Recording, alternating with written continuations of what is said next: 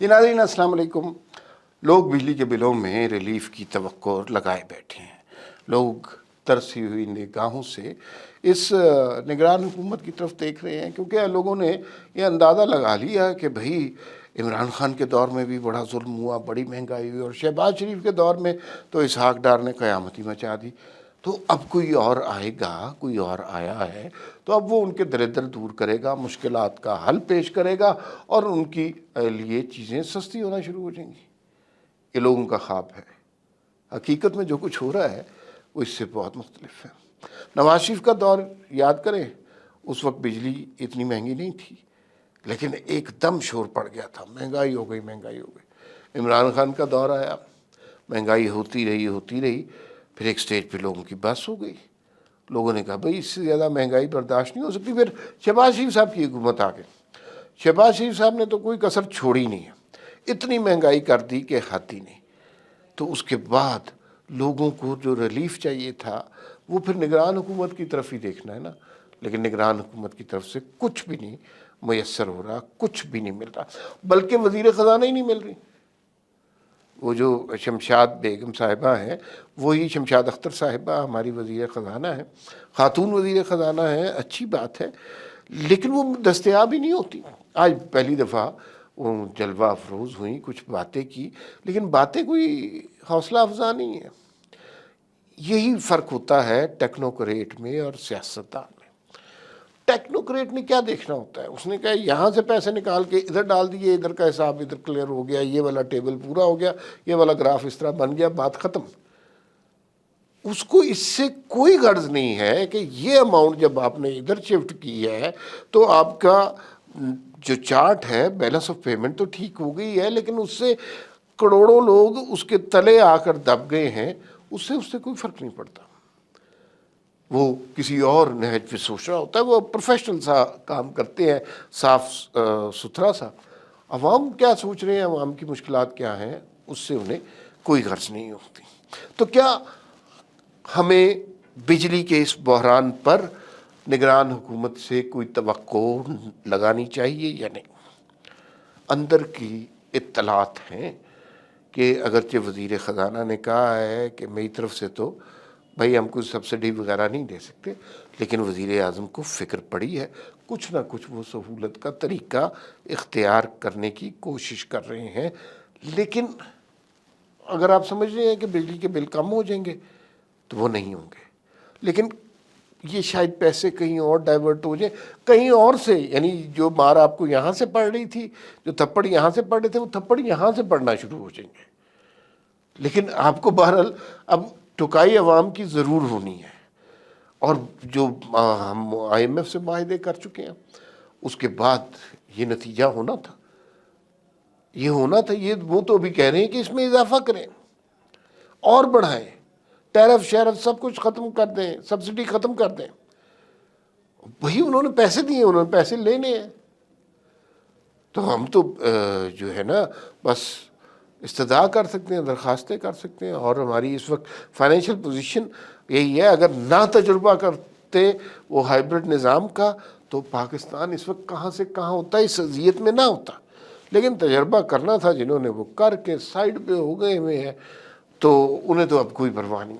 اب ذرا موجودہ بحران کی طرف نگاہ ڈالتے، یہ کوئی آج کا بحران نہیں ہے، کبھی لوڈ شیڈنگ کی شکل میں آتا ہے، کبھی جو ہے کسی اور شکل میں آتا ہے، اور کبھی یہ بجلی مہنگی ہو جاتی ہے، کبھی کچھ۔ آپ کو یاد ہوگا کہ وی نیوز کے اسٹوڈیوز میں ہی ہم نے خرم دستگیر صاحب کا انٹرویو کیا تھا، انہوں نے بتایا تھا کہ بھائی بات یہ ہے کہ بجلی، یہ نہیں ہے کہ پاکستان کے پاس بجلی نہیں ہے، بجلی ہے، لیکن ہم لوڈ شیڈنگ اس لیے کرتے ہیں کہ بجلی مہنگی ہے اور عوام پر وہ دباؤ نہ پہنچے۔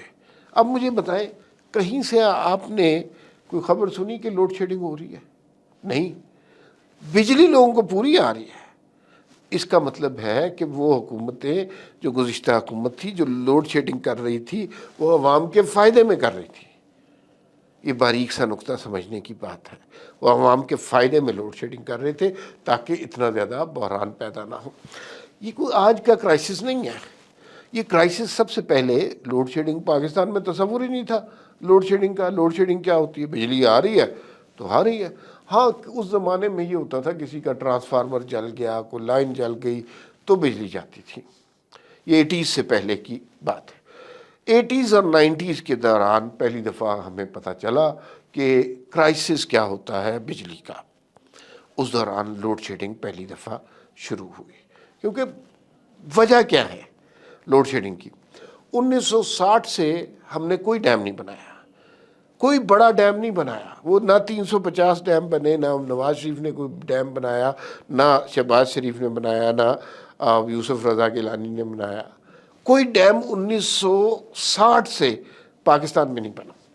سیاسی جماعتوں سے پوچھیں, انہوں نے کہا ہمارے سر پہ تلوار لٹکتی رہتی ہے, لمبا پروجیکٹ ڈیم 8-10 سال میں بنتا ہے. ایک تو وہ ثاقب نثار صاحب نے قوم کو جو چونا لگایا کہ ڈیم میں بنا رہا ہوں, وہ پیسے لے پتہ نہیں کدھر گئے, لیکن ڈیم 8-10 سال میں بنتا ہے. اب کوئی بھی پولیٹیکل گورنمنٹ آتی ہے, یہ بڑی انویسٹمنٹ کا کام ہے, وہ انویسٹمنٹ ادھر ڈالتی ہے تو باقی کام رک جاتے ہیں. اور پولیٹیکل گورنمنٹ کو پرفارمنس شو کرنی, انہیں ایسے پروجیکٹ میٹروز اور موٹر وے اور فلاں سڑک ٹھیک کرا دی, فلاں نلکے لگا دیے, گلیاں ٹھیک کرا, یہ پروجیکٹ کرنے پڑتے ہیں. کیونکہ بدقسمتی سے ہم اسے سمجھتے ہیں کہ یہ پرفارمنس ہے, یہ گورننس ہو رہی ہے, تو بڑا پروجیکٹ لگ نہیں سکتا. اور 10 سال کے بعد مطلب آج نون لیگ کی حکومت ہے, پھر کل پیپلز پارٹی کی, یہ بھی خیال رہتا ہے کہ پروجیکٹ ہم لگائیں گے, کریڈٹ کوئی اور لے گا, نام کے پھٹی کسی اور کی لگ جائے گی. تو یہ بڑا غلط طریقہ ہے, لیکن یہی وجہ ہے کہ کوئی بڑا ڈیم نہیں بن سکا. 1993 میں بے نظیر کی حکومت نے پہلی دفعہ آئی پی پی سے معاہدے کیے. اس وقت کہا گیا کہ یہ آئی پی پی سے بڑے غلط معاہدے کیے گئے ہیں, مہنگی بجلی لے لی گئی ہے, لیکن بہرحال آئی پی پی سے معاہدے ہو گئے. اور اب تک تقریباً 78 ڈسٹریبیوشن آئی پی پیز ہیں. اس کے علاوہ ڈسٹریبیوشن کمپنیز جو پاکستان میں ہیں, اس میں 11 کمپنیاں ہیں, جس میں 10 حکومت پاکستان کی ہیں. حکومت پاکستان کی منوپلی ہے بجلی کی ڈسٹریبیوشن پہ. اور اس وجہ سے ہو کیا رہا ہے, تھوڑی سی بات سمجھ لیں کہ ایک ہماری بجلی کی پیداوار کتنی ہے, 41,557 میگا واٹ. بجلی کی ڈیمانڈ کتنی ہے, 31,000 میگا واٹ. یعنی ہم 13,000 میگا واٹ زیادہ پروڈیوس کر رہے ہیں. لائن لاسز اور عدم ادائیگیوں کی وجہ سے کتنا نقصان ہو رہا ہے, 22,000 میگا واٹ. اب ایکویشن آپ کے سامنے آ گئی کہ وہ جو لائن لاسز ہیں, یہ جو میٹر ریڈروں نے کمال دکھائے ہوئے ہیں, جو بہت سے اداروں کو فری ملتے ہیں, جس میں بجلی کے اپنے ادارے ہیں, 1,78,000 لوگوں کو فری بجلی ملتی ہے, اور وہ پتہ نہیں کتنے بلین روپیز کی وہ بجلی استعمال کرتے.